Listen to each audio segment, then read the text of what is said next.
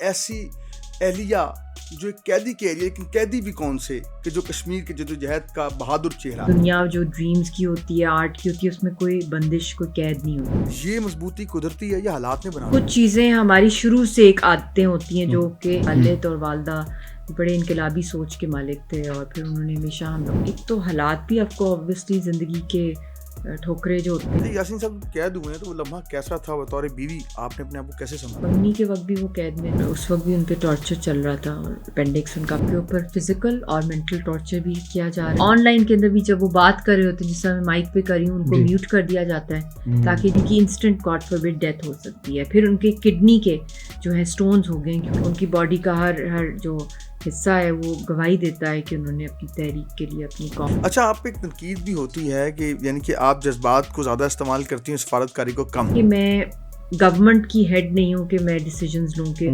یاسین ملک کالے قوانین بھی یہ انہی پپٹ اسمبلی سے پاس کراتے ہیں۔ یاسین صاحب نے یہ کہا کہ میں خود اپنا کیس جو ہے لڑنا چاہتا ہوں۔ کہا تو ہاؤ کم لاکھوں کی تعداد میں جہاں ملٹری ساری جو بندوقیں تانی ہوئی ہندوستان کی سرکار نے یاسین صاحب کو پھانسی چڑھانے کی 5 سال سے ایکسپائرڈ ہے وہ ہارڈ۔ آپ کیا سمجھتی ہیں عالمی برادری کشمیر پہ خاموش کیوں؟ اسٹیک ہولڈرز جو کشمیری ہیں وہ کہیں دنیا میں نہیں جا سکتے۔ یہ چیز جو آج تک کبھی ہوئی نہیں پاکستان کی ہسٹری میں۔ انڈیا کی عوام اور پاکستان کی عوام میں کیا چیز منفرد ہے؟ اگر مجھے ترس آتا ہے وہاں کی عوام کے اوپر، خاص طور پہ جب سے مودی آئے۔ اگر یاسین صاحب خبر آتی ہے اب وہ کل رہا ہونے والے ہیں تو پہلی دعا مجھے نہیں پتا کیا ری ایکشن ہوگا، بٹ کینیڈین پرائم منسٹر کے لیے بھی میرا بہت ہی اپیل ہے، اور میں ان کو لیٹر بھی لکھ رہی ہوں کہ آپ میرے ہماری جو نوجوان نسل ہے اس کے لیے آپ کیا پیغام دیں گی؟ میں چاہتی ہوں کہ اس طرح میری خواہش ہے کہ دنیا بھر کے اندر جو ٹاپ یونیورسٹیز ہیں اس کے اندر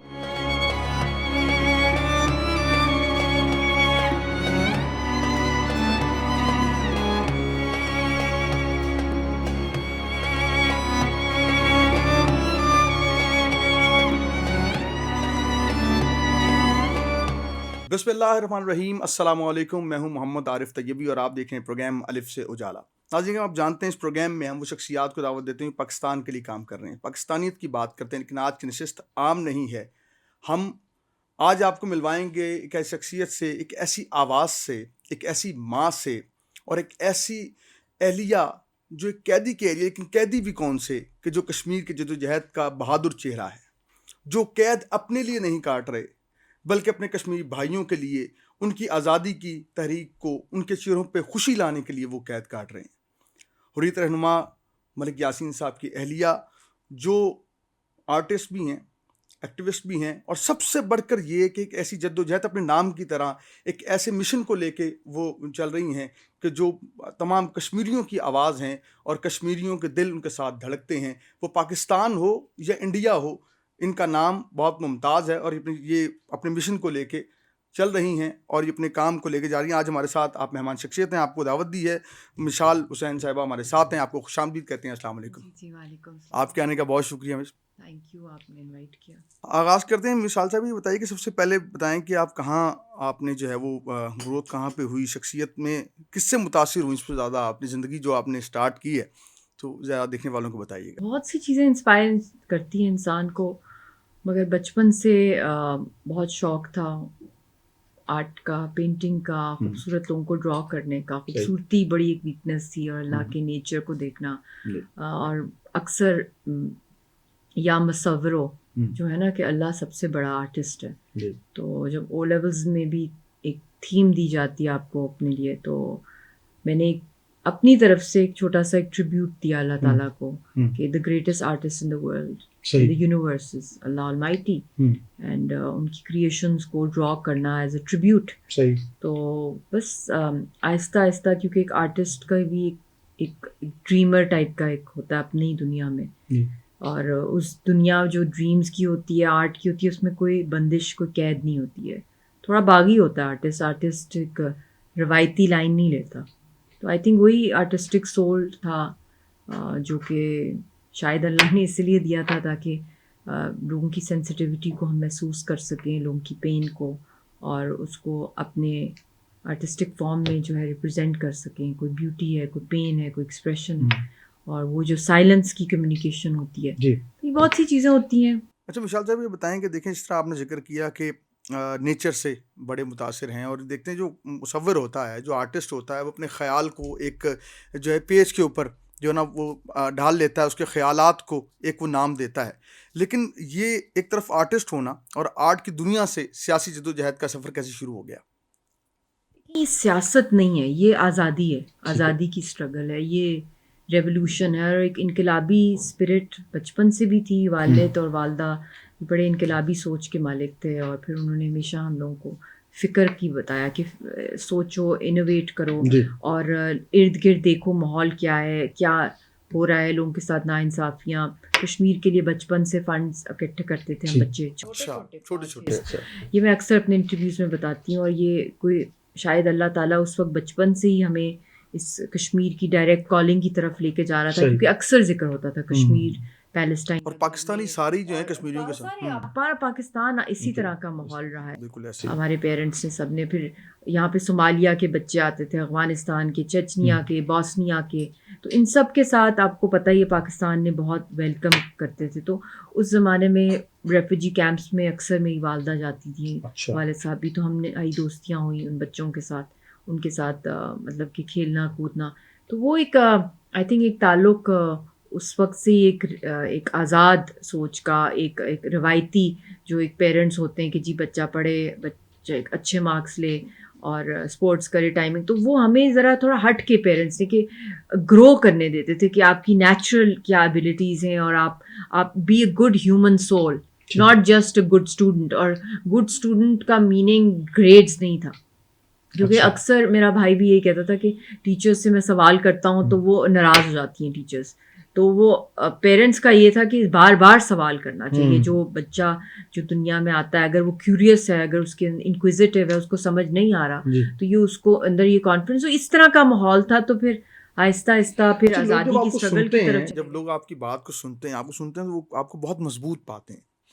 یہ مضبوطی قدرتی ہے یا حالات نے بنا دیا آپ کو؟ ایک تو حالات بھی آپ کو اوبویسلی زندگی کے ٹھوکرے جو ہوتے ہیں، ٹھوکر آپ کھاتے ہیں، یا جو ایک کارو انسان ہوتا ہے لائف کے ساتھ. آپ بھی بچپن میں جو آپ تھے، اپنے لائف کے ان میچورٹیز نے، ان ایکسپیرینسز جو ہیں وہ ہمیں بہت انرچ کرتے ہیں. مگر کچھ چیزیں ہماری شروع سے ایک عادتیں ہوتی ہیں جو کہ چینج نہیں ہوتی. جس طرح کیوریاسٹی، بہت زیادہ کیوریاسٹی تھی لائف کے بارے میں کہ مقصد کیا ہے زندگی میں. یہ اکثر جب عبادت میں کرتی تھی بچپن میں بھی، مجھے ہوتا تھا کہ مجھے کوئی سیٹ گول نہیں پتا کہ میں نے لائف میں کیوں میں آئی ہوں، کیسے آئی ہوں، کیا مقصد ہے، ہم انسان کیوں آتے ہیں. اور ٹارگٹ سیٹ نہیں تھا. اور میں امی کو اکثر کہتی تھی کہ ایک اداسی رہتی ہے. امی، میں لوگوں کو دیکھتی ہوں، لوگ جو ہم سے مطلب ہم لوگ کافی پریویلیجڈ ہیں، تو کیا ہے یہ امبیلنس، یہ انجسٹس کیوں ہے دنیا میں نا.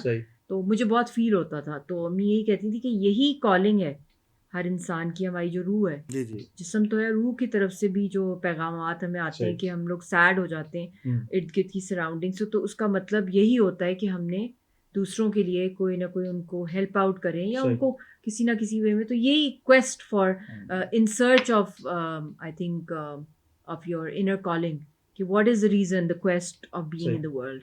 آئی تھنک یہی تھا. اچھا، آپ کی یاسین ملک صاحب کی پہلی ملاقات کیسے ہوئی؟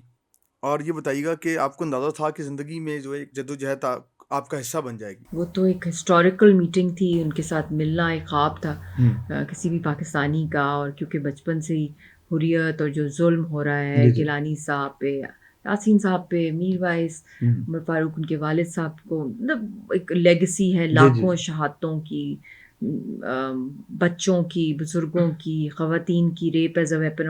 تو وہ ایسی فریڈم فائٹرز کو ریئل لائف میں ملی 2005 میں، جب پیس پروسیس چل رہا تھا جنرل مشرف کے ٹائم میں. تو میری والدہ CEC کی سینٹرل ایگزیکٹو کمیٹی کی سینئر لیڈر تھی. تو وہ لوگ آرگنائز کر رہے تھے ان کے ویلکمز وغیرہ اسلام آباد میں، پاکستان کے اندر، آزاد کشمیر میں بہت بڑی ان کو ریسیپشن. تو جو اسلام آباد میں پنجاب ہاؤس میں ان کا فنکشن تھا 5 جون کو، اس کے اندر مجھے امی نے کہا کہ آپ بھی اس میں آؤ، یہ موقع زندگی میں بہت کم، ریئر چانسز ملتے ہیں. انہوں نے اپنی لائف میں ایک دفعہ جب نیلسن منڈیلا آئے تھے تو ان کے ساتھ بھی ملاقات رہی تھی، پیرنٹس کی بھی. تو یہ اسی طرح کا ایک موقع تھا ہم سب کے لیے. تو گئے اور ان کی اسپیچ سنی، اور بڑی انقلابی ورسز تھیں. فیض احمد فیض کی لازم ہے کہ ہم بھی دیکھیں گے وہ دن کہ جس کا وعدہ ہے جو لایا ضرور. تو وہی پھر آٹوگراف لی اور پھر آگے سے آگے انہوں نے پھر انوائٹ کیا اپنی 1.5 ملین سگنیچرز انہوں نے آن فٹ مقبوضہ کشمیر میں لوگوں کے کلیکٹ کیے کہ کشمیریوں کی امنگوں کے مطابق پرامن حل جو ہے کشمیریوں کی امنگوں کے مطابق ہونا چاہیے. اور وہ پھر ڈسپلے کیا گیا پاکستان میں, یورپ میں بھی ایگزیبیشنز ہوئی, امریکہ میں, تو پاکستان کے پرائم منسٹر, پریزیڈنٹ, امبیسڈر سارے آئے. اس میں پھر انہوں نے ہمیں دعوت دی, تو میری والدہ کو اور مجھے انہوں نے کہا باقاعدہ کہ آپ بھی آئیں, اسٹوڈنٹس کو لے کر آئیں اور آپ لوگ آ کے دیکھیں. تو بس. رشتے کا پیغام کس نے بھجوایا؟ یاسین صاحب نے بھیجا یا آپ کی طرف سے گیا؟ ان کی طرف سے. ان کی طرف سے آیا. جب وہ جا رہے تھے واپس اپنی اس دورے کے بعد 2005 میں ہماری میری والدہ صاحبہ کے ساتھ بھی ان کا کوآرڈینیشن تھی, کیونکہ گورنمنٹ تھی ان کی اس زمانے میں. تو انہوں نے ان کو کہا کہ میں جا رہا ہوں, خدا حافظ وغیرہ کیا انہوں نے فون پہ. پھر انہوں نے کہا کہ میں آپ کی بیٹی سے بھی بات کرنا چاہتا ہوں. تو تھوڑی سی سرپرائز تھی میری والدہ, بٹ دین شی سیڈ کیونکہ آف کورس وائی ناٹ. تو بات بھی کی, تو پھر انہوں نے اسی وقت فون پہ کہا کہ میں جا رہا ہوں اور میں بہت میں اچھا لگا پاکستان, پاکستانیوں نے بہت پیار دیا. اور پھر میں نے کہا یس پاکستانی سب آپ سے پیار کرتے ہیں. تو انہوں نے اسی وقت پھر پرپوز کر دیا. اچھا. تو وہ بس بڑا ہی کوئک پرپوزل تھا, کوئی اور سڈن تھا سارا کچھ. اچھا, یاسین صاحب کے ساتھ زندگی کے جو خوبصورت لمحات ہیں وہ کچھ شیئر کرنا چاہیے, کوئی ایسی یاد جو آپ کو بھی بڑی آتی ہو اس حوالے سے؟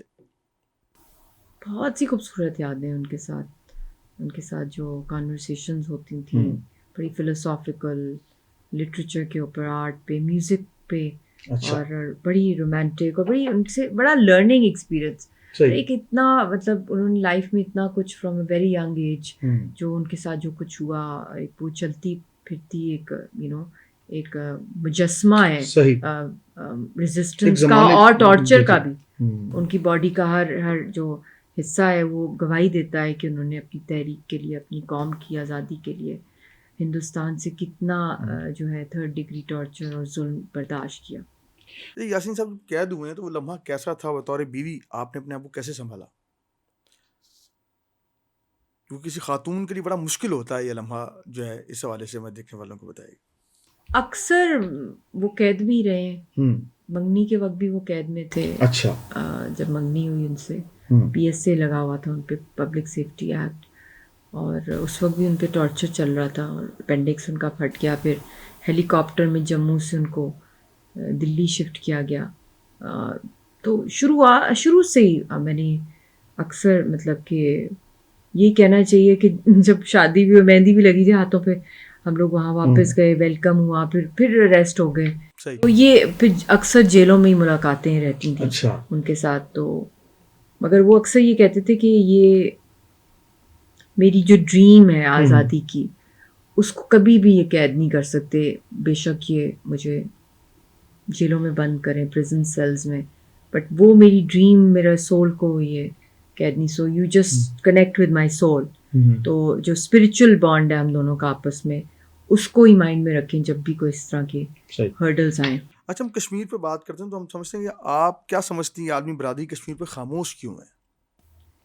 آئی ڈونٹ نو, یہ بڑی ایک ٹریجڈی ہے کہ دنیا دیکھ بھی رہی ہے. ایک 5 اگست کے بعد تو ایک آفیشلی سمجھ لیں ایک جینوسائڈ ہو رہا ہے کشمیریوں کا, اور اس سے پہلے بھی بہت جینوسائڈ میسیکرز ہوئے ہیں.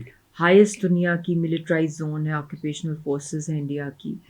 کتنے خطرناک ڈریکونین لاز ہیں, ٹاڈا اوٹا, armed forces special powers act, PSA, پھر اس کے بعد ٹیلی گرام ایکٹ, پھر اس کے بعد اب حال ہی میں اوپا انہوں نے بہت ایکٹیویٹ کیا ہوا ہے کشمیریوں کے اوپر, یاسین صاحب کے اوپر. پھر NIA کے تھرو جس طرح کشمیری لیڈرشپ کو ٹیررسٹ ڈکلیئر کرنے کی کوشش کی جا رہی ہے.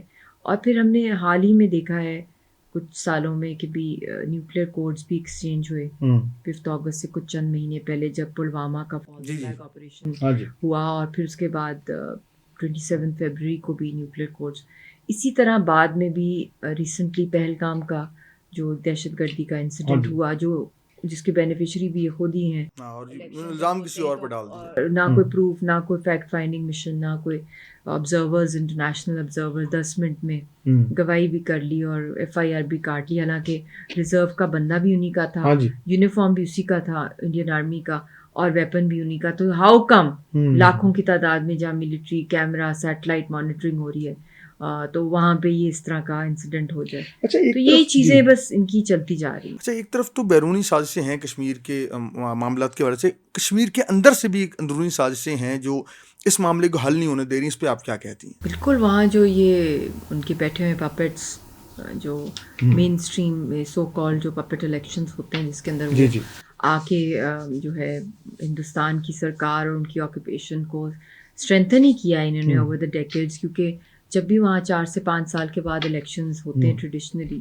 تو کشمیری قوم کمپلیٹ بوائک آؤٹ کرتی ہے. 2 to 3%، 4% زیادہ سے زیادہ ووٹر ٹرن آؤٹ ہوتا ہے، جس کے اندر اکثر جو ہے وہاں پہ بیوروکریسی کے لوگ ہوتے ہیں یا انڈیا سے لوگوں کو بلایا جاتا ہے پولنگ بوتھس میں کشمیریوں کے کپڑوں میں ڈریس اپ کر کے ان کو جو ہے وہاں پہ ویڈیوز بنا کے دکھائی جاتی ہیں کہ ٹرن آؤٹ ہے. اور جو انٹرنیشنل الیکشن مانیٹرنگ ٹیمز ہوتی ہیں وہ تو کبھی وہاں پہ ہوتی ہی نہیں. تو یہی ڈرامہ کیا جاتا ہے، اس کو سپورٹ یہی 2 جو خاندان ہیں خاص طور پہ عبداللہز کے اور جو مفتیز ہیں، یہ ان کے مطلب کہ بیک اینڈ کال پر ہوتے ہیں. اور پھر کالے قوانین بھی یہ انہی پپٹ اسمبلی سے پاس کراتے ہیں. اچھا، آپ نے یہ کہا کہ ملک یاسین صاحب کی صحت کو لے کے بڑی بات کی، ساتھ یہ بھی کہا کہ ان کی جان کو خطرہ ہے بھارتی جیل کے اندر. بہت خطرہ ہے ان کی جان کو، اور ان کے اوپر فزیکل اور مینٹل ٹارچر بھی کیا جا رہا ہے. ان کا ریسنٹلی ایک ایفیڈیوٹ بھی آیا ہے، اس کے اندر بھی انہوں نے فزیکل اور مینٹل ابیوز کی ڈیٹیلز بھی دی ہیں، کافی حد تک اس میں دی ہیں. بہت دفعہ وہ بھوک ہڑتالوں پہ بھی گئے ہیں کیونکہ ان کو فزیکل اور مینٹل ٹارچر کیا جاتا ہے. اور ان کی میٹالک ہارٹ ویلو ہے جو ان کو ارلی 90s میں یہ آرٹیفیشل ہارٹ ویلو لگایا گیا تھا جب جیل میں ان کو زہر دیا گیا تھا اور بلڈ پوائزننگ فوڈ پوائزننگ ہوئی تھی ان کو. اب وہ 5 سال سے ایکسپائرڈ ہے وہ ہارٹ ویلو.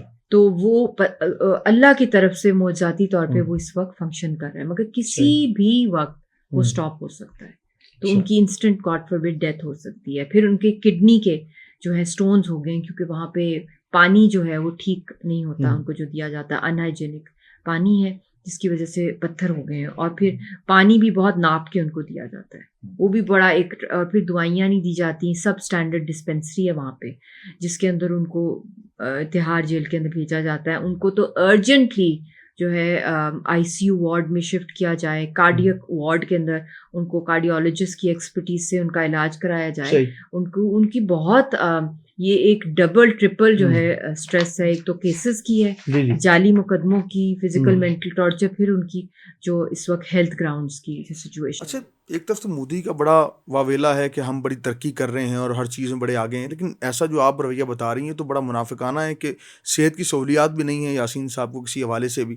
اور یہ تو اس حوالے سے آپ کیا کہتی ہیں؟ لائر بھی نہیں ہے ان کے. اچھا، لائر بھی نہیں. راجہ توفیل صاحب ان کے لائر تھے، وہ بیمار ہو گئے. پھر یاسین صاحب نے یہ کہا کہ میں خود اپنا کیس جو ہے لڑنا چاہتا ہوں. وہ بھی اجازت ان کو نہیں دی گئی. پھر کس طرح چیزیں آن لائن ان کو پریزنٹ کیا جاتا ہے، فزیکلی بھی جج کے سامنے نہیں کھڑا کیا جاتا. آن لائن کے اندر بھی جب وہ بات کر رہے ہوتے ہیں، جس طرح میں مائک پہ کر رہی ہوں، ان کو میوٹ کر دیا جاتا ہے تاکہ جج نہ سنے. اور جب جج بول رہا ہوتا ہے تو اس کی وائس میوٹ کر دی جاتی ہے تاکہ یہ نہ سن سکیں. یک طرفہ کاروائیاں ہو رہی ہیں. اور کراس ایگزامینیشن دنیا میں کہیں اس طرح نہیں ہوتی کہ کراس ایگزامینیشن کے اندر آپ کو فزیکلی ان کے سامنے کھڑا نہیں کیا جاتا کہ آپ ان کو کویسچن کریں. اور ابھی بھی جو کراس ایگزامینیشنز ہو رہی ہیں وہ بھی بہت بڑا ایک فاسیکل یا کہنا چاہیے ایک ٹوپی ڈرامہ چل رہا ہے ان کینگرو کورٹس کا. اچھا، آپ پہ ایک تنقید بھی ہوتی ہے کہ یعنی کہ آپ جذبات کو زیادہ استعمال کرتی ہیں، سفارتکاری کو کم، تو اس تنقید کو کیسے دیکھتی ہیں آپ؟ دیکھیے، میں فارن منسٹر تو نہیں ہوں پاکستان کی کہ میں اتنی پاورفل ہوں. میں تو خود پچھلے 10 سال سے ریکویسٹ ہی کرتی جا رہی ہوں کہ مجھے ڈپلومیٹک پاسپورٹ پاکستان دے تاکہ مورلی پولیٹیکلی ڈپلومیٹکلی جو آفیشیل پاکستان کا جو نیریٹو ہے وہ اس کے اندر، کیونکہ ہم تحریک کو لیڈ کریں میرے ہسبینڈ اور اسٹیک ہولڈرز جو کشمیری ہیں وہ کہیں دنیا میں نہیں جا سکتے، جس طرح پیلسٹینینز، کیونکہ ان کے پاس پاسپورٹس نہیں ہوتے، وہ جیلوں میں بند ہیں. اتفاق سے ان کی شادی پاکستان میں ہوگی، ہم یہاں پر بستے ہیں، بچی بھی ہے، ہم وکٹمز بھی ہیں اور ہم تحریک کو بھی بہت اسٹرانگلی ایڈوکیٹ کر رہے ہوتے ہیں.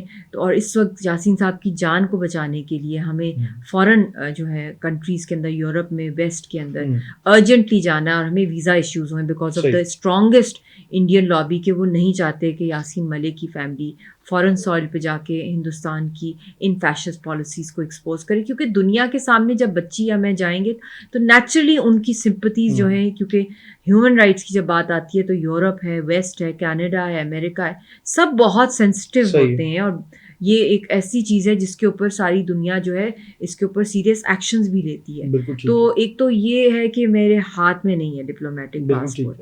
دوسری بات یہ ہے کہ میں گورنمنٹ کی ہیڈ نہیں ہوں کہ میں ڈیسیجنز لوں کہ یاسین ملک کا matter international court of justice میں لے کے جایا جائے. انٹرم سیٹ اپ میں بھی جب میں آئی وہ مجبوراً آئی تھی کیونکہ اس میں فیو منتھس کے لیے مجھے diplomatic passport being state minister ملا. تب میں نے جب ٹریول کیا باہر کے ممالک کے اندر تو اس وقت 8 مہینے ان کی ہینگنگ کا کیس آگے ہو گیا ان ایفرٹس ایڈوکیسی سے. اور پھر رضیہ سلطان ہماری بیٹی نے آزاد کشمیر کی اسمبلی کو بھی ایڈریس کیا. اس سے بھی ان کو فزیکلی اگلے ہی دن یاسین صاحب کو پروڈیوس کر دیا ہندوستان کی عدالتوں میں، جو 2 سال سے ان کو فزیکلی نہیں پروڈیوس کیا جا سکتا تھا. تو یہ 2 ایز اے فیملی جو ہم کر سکتے تھے. اور جو میرا سب سے پہلا جو ڈیمانڈ تھی جب میں انٹرم میں آئی پرائم منسٹر صاحب سے کہ ارجنٹلی یاسین صاحب کا matter international court of justice میں لے کے جائیں. تو اس وقت اس پہ کافی ڈسکشنز ہوئیں، موفا کے ساتھ بھی ہوئی، مگر سب نے ایک کلیکٹیو رائے تھی کہ انٹرم سیٹ اپ کا مینڈیٹ نہیں ہے کہ وہ اتنے بڑے ڈیسیجنز جو ہیں وہ لے سکے. اچھا، حالیہ بیانات میں یہ کہا گیا کہ مرگ یاسین صاحب جو ہیں وہ بھارتی ایجنسیوں کا اثاثہ ہیں.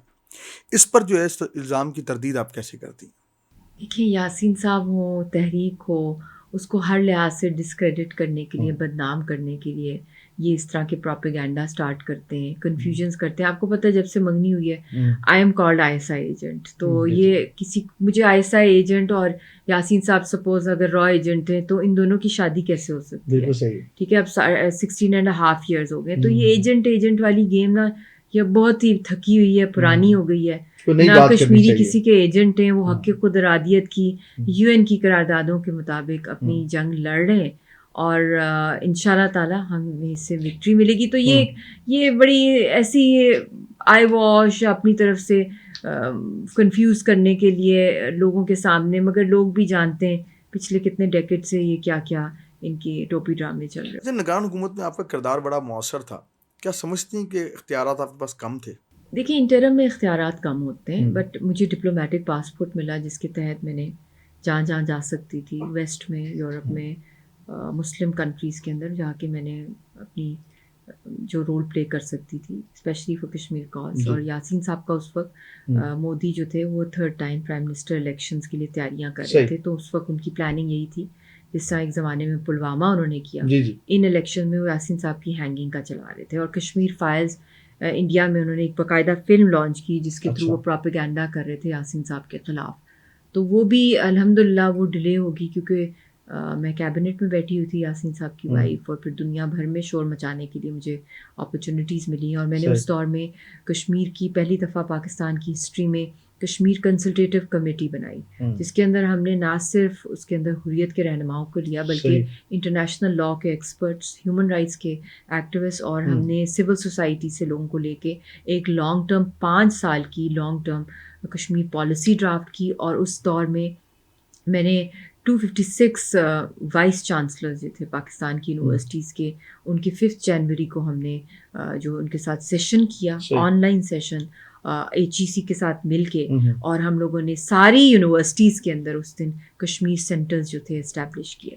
تو یہ چیز جو آج تک کبھی ہوئی نہیں پاکستان کی ہسٹری میں، کیونکہ سب سے بڑی ضرورت ہے کہ گراس روٹ پہ اسٹوڈنٹس کے اندر ہم جو کشمیر کاز کو ریوائیو کریں، ان کے تھرو یوتھ کے اندر تھنک ٹینکس، منی تھنک ٹینکس ہوں یونیورسٹیز کے اندر جس کے اندر یوتھ خود پارٹیسپیٹ کر ریسرچ کرے اور اپنی طرف سے پروپوزلز دے. اور اس طرح ہم لوگ عوام کے اندر جو ہے رینیو کر کے، ریوائیو کر کے ایک نئی اسپرٹ جو ہے کشمیر کاز کے لیے پریکٹیکل مینس کے تھرو، سوشل میڈیا کے مینس کے تھرو، ریسرچ کے تھرو، انالیسس کے تھرو جو ہے ہم ان کو یوتھ کو امپاور کر سکتے ہیں اور ان کو ایز کشمیر ایمبیسڈر جو ہے ہم انٹروڈیوس کر سکتے. ایک یہ کام کیا.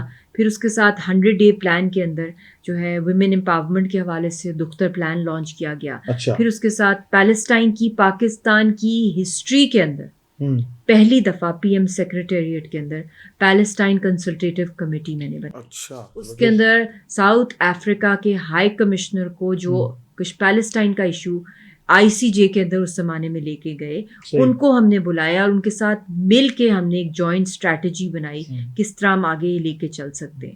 اور ساؤتھ افریقہ کے ہائی کمشنر کی ایڈوائسز کو انگیج کیا گیا کہ ہم کس طریقے سے کشمیر کا بھی ایشو ICJ میں لا کے انٹروڈیوس کر سکتے ہیں وہاں پہ ان کی جو ظلم ہو رہا ہے اور انڈیا کو اکاؤنٹیبل کرنے کے لیے. اس کے ساتھ میں نے وہاں پہ انٹرفیتھ کی بہت بڑی کمیٹی بنائی اور ڈسٹرکٹ لیول پہ ہم اس کمیٹی کو لے کے گئے امپاور کرنے کے لیے. ہمارے جو سکھ بہن بھائی ہیں, ہمارے جو کرسچن بہن بھائی ہیں, ہمارے جو ہندو بہن بھائی ہیں, ان کی جو آواز ہے ڈسٹرکٹ لیول تک جائے. اور پھر اس کے ساتھ ٹرانسجینڈرز کی ہم نے ایک کمیٹی بنائی. آپ سوچ بھی نہیں سکتے وہ باہر سے پی ایم سیکریٹریٹ سے گزر بھی نہیں سکتے تھے, اتنا VIP علاقہ تھا. سارے ڈورز میں نے ان کے لیے کھول روتے تھے سارے کہ جی ہم آج تک یہاں نہیں آئے. ایون دا پیلسٹینینز انٹرفیتھ کے جو لیڈرز تھے, پھر ٹرانسجینڈرز, پھر ان کو ٹرانسجینڈرز کو ایک سائن دلوائے جو ہو سکتا تھا. دیکھیں انٹرم میں مینڈیٹ نہیں تھا.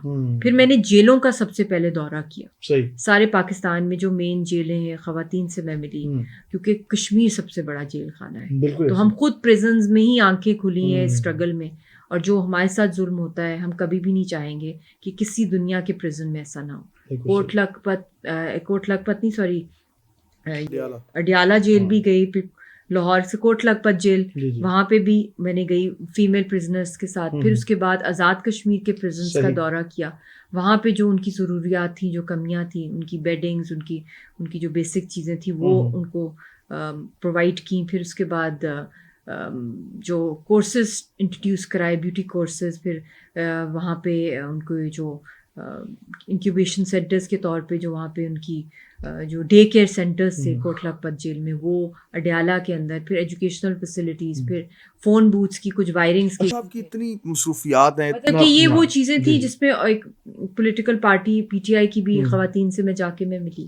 اور پھر اس زمانے میں 5 مہینے سے ان کی بیل نہیں ہو رہی تھی, تو انہوں نے مجھے کہا کہ جی ہم بہت کوشش کر رہے ہیں. تو میں نے کہا میں کنسرن کوارٹرز کو اپنی طرف سے ایک گڈ ول میسج بھیج سکتی ہوں, کیونکہ آپ کا میٹر سب جوڈس ہے, تو میں ریکویسٹ کر سکتی ہوں کہ آپ کو ریلیز کرایا جائے. تو پھر 5 سے 6 دن کے بعد ان کی بیل ہوگی وہاں 5 to 6 فیمیل پرزنرز کی.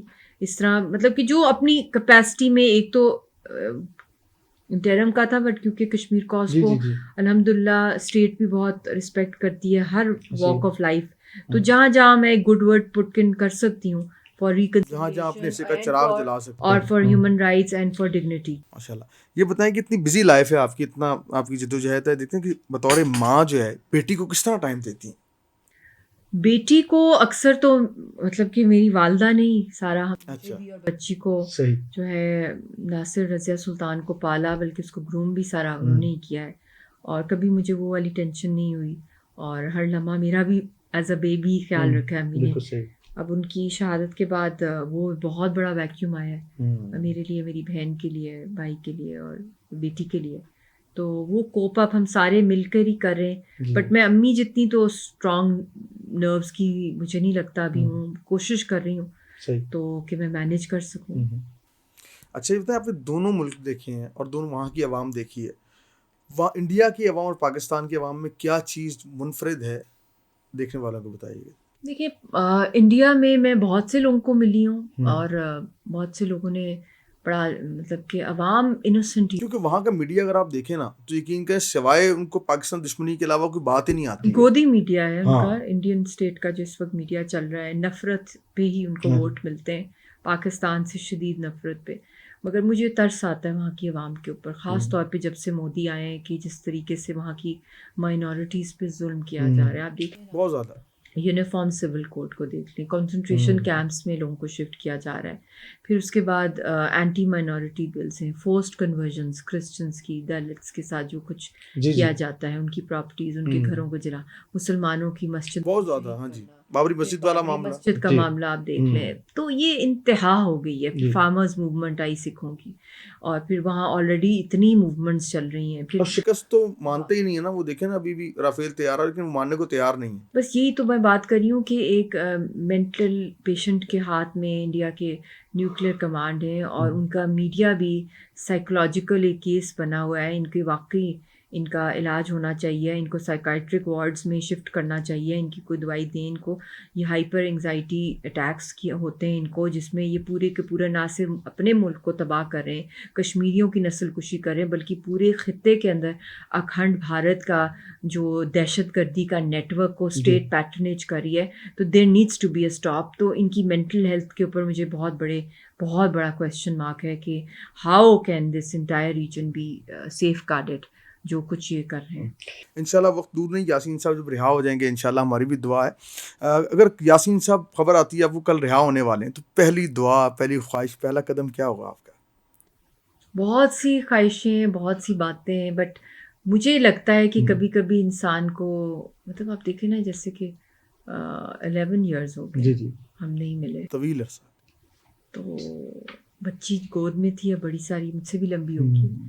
تو یہ کوئی فلموں میں یہ چیزیں ٹھیک لگتی ہیں، ہاں اصل میں کی اگر آپ زندگی کے میں بہت ساتھ تکلیف ہو رہی دی ہے. ہو تو یہ فلموں، مطلب کہ مجھے نہیں پتا کیا ری ایکشن ہوگا، بٹ اللہ جانتا ہے. بٹ یہ ہے کہ اللہ کرے میں سہ سکوں خوشی. اچھا یہ بتائیے گا کہ دیکھنے والے ہمارے یہاں کے جو ناظرین ہیں وہ یہ جاننا چاہتے ہیں کہ آخر یہ کون سا فورم ایسا ہے جہاں آپ کو بہت زیادہ سنا گیا اور کئی جگہ پہ بس آپ کے ساتھ صرف وعدے ہی کیے گئے اور آپ کو اس کا پچھتاوا بھی ہو، افسوس بھی ہو؟ مجھے کوئی پچھتاوا نہیں ہے، کیونکہ یہ ایک جہاد مسلسل ہے.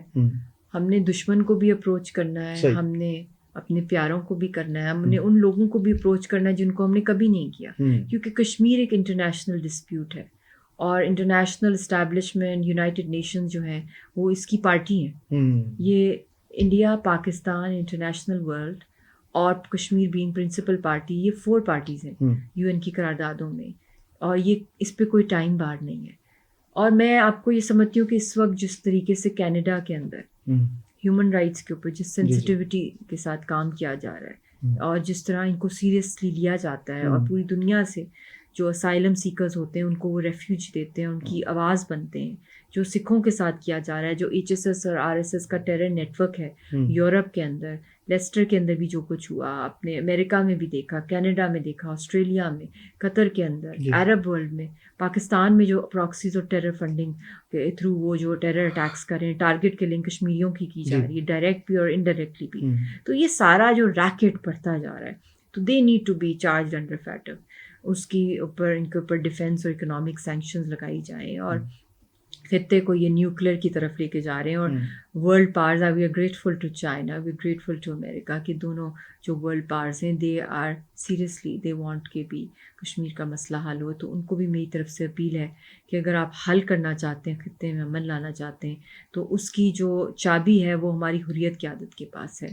کیونکہ جب بھی ٹیبل پہ بیٹھنا ہے، جہاں ہم یہاں بیٹھے ہوئے ہیں، جب یہ مسئلہ جب کبھی حل ہونا ہے، کشمیریوں کے نمائندوں کے بغیر یہ امپاسبل ہے کہ حل ہو. ٹھیک ہے، آپ لاکھوں کشمیریوں کے پاس، ایک ایک کے پاس نہیں جا سکتے کہ آپ کیا چاہتے ہیں. آپ ان کے نمائندوں کے پاس جائیں گے، جو ہمارے عظیم حریت کے رہنما ہیں، جو اس وقت بہت چند بچ گئے ہیں، قتل کیا جا رہا ہے، زہر دیا جا رہا ہے جیلوں کے اندر. اشرف صحرائی صاحب کو شہید کر دیا گیا جموں جیل میں زہر دے کے. سعید علی گیلانی صاحب کے ساتھ کیا ہوا، ان کی جستگا کے ساتھ کیا ہوا، ان کی قبر جو ہے وہ اس وقت جو ہے ایک سب جیل میں تبدیل ہو گیا ہے.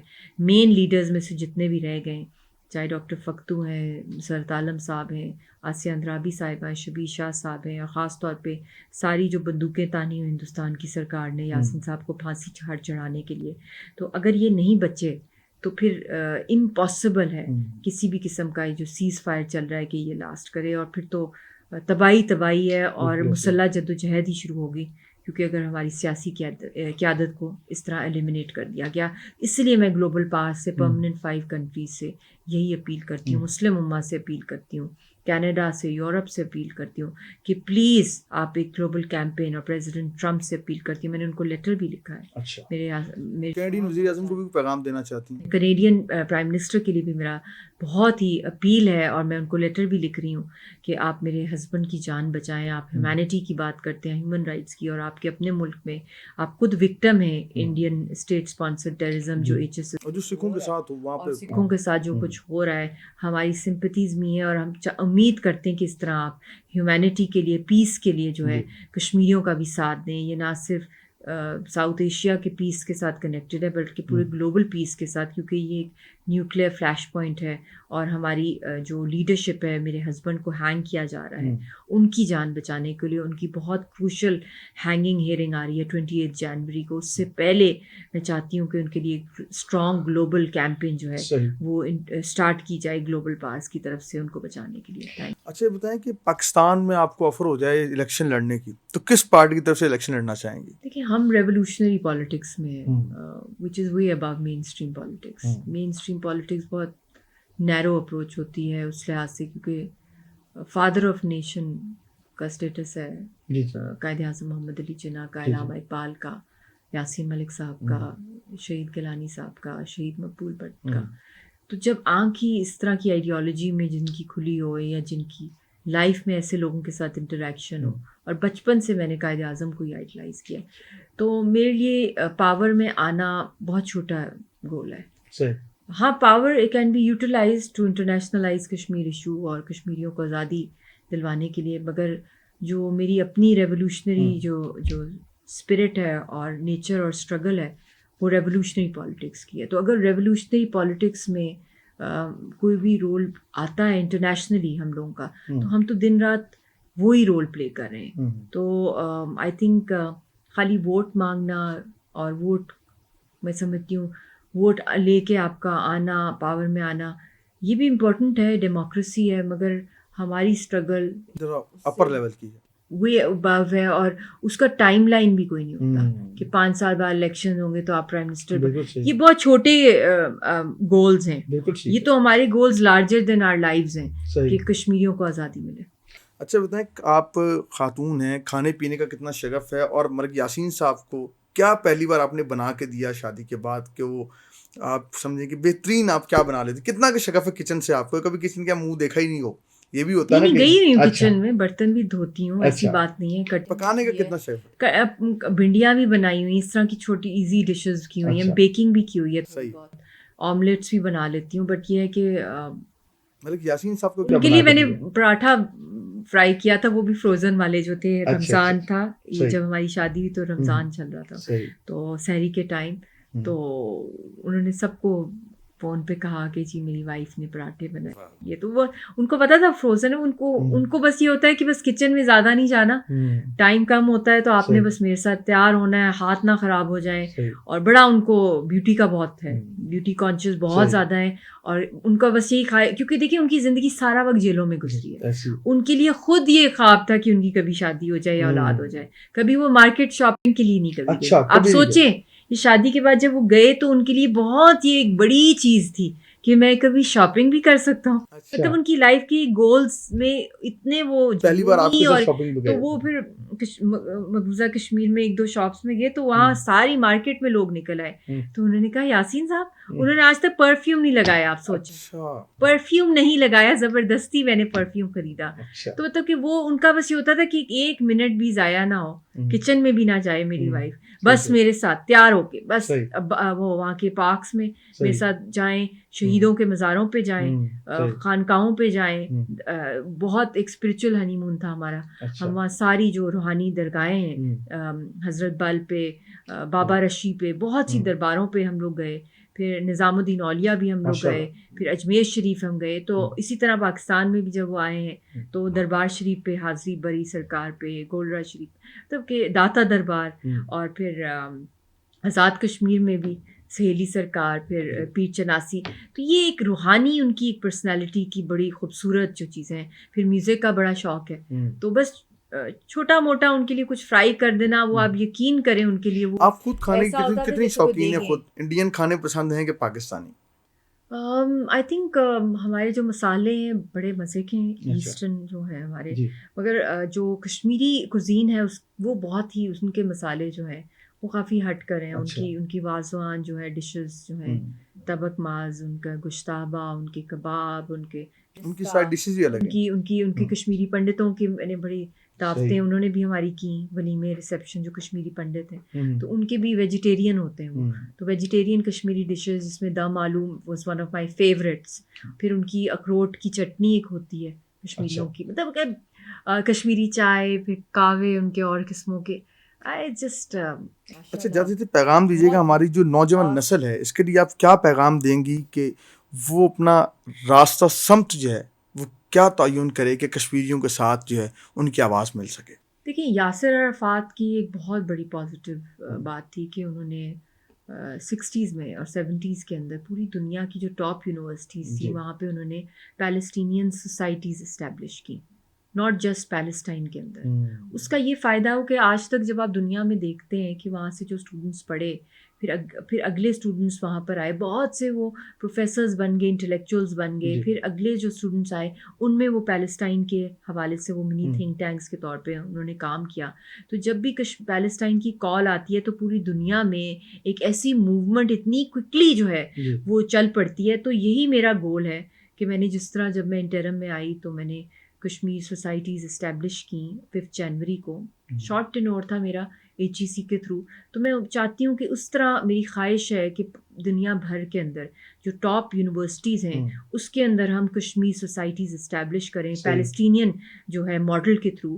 اور اس کے ساتھ ساتھ جو انٹرنیشنل لیگل سسٹمز ہیں ان کے اندر جو ایونیوز ہیں، چاہے وہ انٹرنیشنل کرمنل کورٹ ہے، انٹرنیشنل کورٹ آف جسٹس ہے، ان کے اندر ہم انگیج کریں. آن لائن پٹیشنز یوتھ کر سکتا ہے ہمارا. یوتھ کو میں یہی کہوں گی کہ میں نے جو پاکستان کی AJK کی یونیورسٹی سب سے بڑا یوتھ رکھنے والا ملک ہے کی ہیں، تو آپ لوگوں کو میری یہی ریکویسٹ ہے کہ وہ ان کو ری ایکٹیویٹ کریں. اللہ کرے اس وقت کی حکومتوں نے ان پہ کچھ کام کیا، مگر مجھے جو رپورٹس ہیں کہ ایسا کوئی ایکٹیو کام نہیں ہوا ان کے اوپر. تو میں مجھے پھر خود ہی مجبوراً جو ہے، کیونکہ میں گورنمنٹ میں نہیں ہوں، میرے پاس وہ پاورز نہیں ہیں، مگر کیونکہ ہم تحریک کے لوگ ہیں، ہماری رسپیکٹ ہے، تو میں یہی اپیل کروں گی کہ ان کو خدارہ ایکٹیویٹ کرایا جائے. ان کشمیر سینٹرز کو اسٹوڈنٹس ہمارے ان میں جائیں، تھیٹر کے تھرو، آرٹ کے تھرو، پاکستانی حکومت سے کوئی شکوہ آپ کا؟ دیکھیے، میں نے ان سے یہی ڈیمانڈ کی تھی 10 نومبر جب ہینگنگ کا کیس شروع ہو رہا تھا. اس سے پہلے میرا یہی ریکویسٹ تھی کہ یاسین صاحب کے کیس کے میٹر پہ ہمارے پارلیمنٹ میں ڈبیٹ ہونی چاہیے اور جوائنٹ سیشن ہونا چاہیے. جو ظلم، جو بلیک انجسٹس ہو رہا ہے اس میں ڈپلومیٹس کو بلایا جائے اس جوائنٹ سیشن کے اندر. اور ہمیں باہر کے ملکوں میں، مجھے اور بچی کو ہمیں جانا ہے، ہمیں ویزا ایشوز ہیں، ہمیں جلد از جلد جو ہے ڈپلومیٹک امیونٹی چاہیے. ٹائم از رننگ شارٹ، اس میں کیوں ڈیلیز آ رہے ہیں؟ صحیح. بہت شکریہ، آپ تشریف لائیں، بڑی موضوعات پہ بات ہوئی. ناظرین، ہم نے کوشش کی کہ آج مختلف موضوعات پہ بات کی جائے اور کشمیریوں کی آواز پاکستانی بنتے رہیں گے. یہ ماضی کی بھی بات ہے، حال کی بھی بات ہے، مستقبل بھی انشاءاللہ ان کے کشمیری بھائیوں کی آواز ہم بنتے رہیں گے. کشمیر کا اور ہمارا رشتہ جو ہے وہ ایسا رشتہ ہے جو کبھی ٹوٹ نہیں سکتا. آپ سب کو چاہیے کہ پاکستان کے لیے دعا کرتے ہیں، پاکستانی بھائیوں کے لیے دعا، اور خاص طور پر کشمیر کو اپنی دعاؤں میں یاد رکھیے گا. انشاءاللہ ملاقات ہوگی اگلے پروگرام میں. یار زندہ صحبت باقی، اللہ نے کے بان.